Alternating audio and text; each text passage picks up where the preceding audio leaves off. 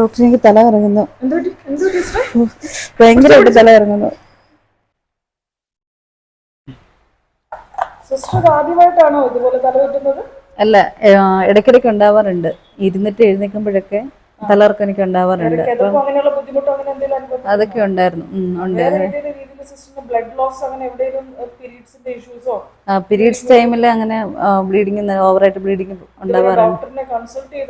Consult ചെയ്തപ്പം chronic anaemic ആണെന്നാണ് പറഞ്ഞത്. ഇതുപോലെ ക്ഷീണവും തലചുറ്റലും നിങ്ങൾക്ക് അനുഭവപ്പെടാറുണ്ടോ? എന്നാൽ ഇത് അനീമിയയുടെ ലക്ഷണമാകാം. എന്തായിരിക്കും അനീമിയ? എന്തുകൊണ്ടാണ് ഉണ്ടാവുക?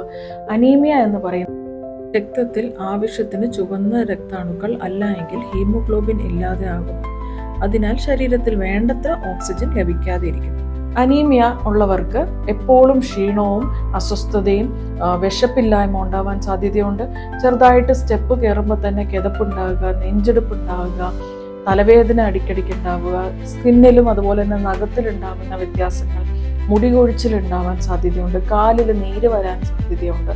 അതുകൊണ്ട് തന്നെ അനീമിയ ഒരു ചെറിയ രോഗമല്ല. നേരത്തെ കണ്ടെത്തി ചികിത്സിച്ചു കഴിഞ്ഞാൽ നിങ്ങളുടെ ആരോഗ്യവും ഊർജവും തിരിച്ചു പിടിക്കാവുന്നതാണ്. Stay happy, stay healthy.